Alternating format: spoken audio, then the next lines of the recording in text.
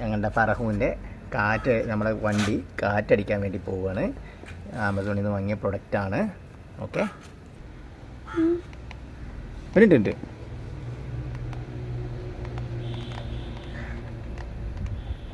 എന്തിട്ടി.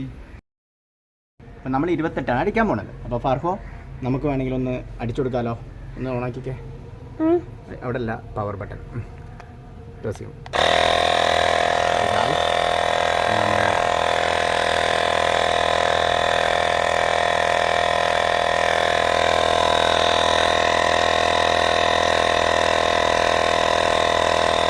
Auto stop ആയി.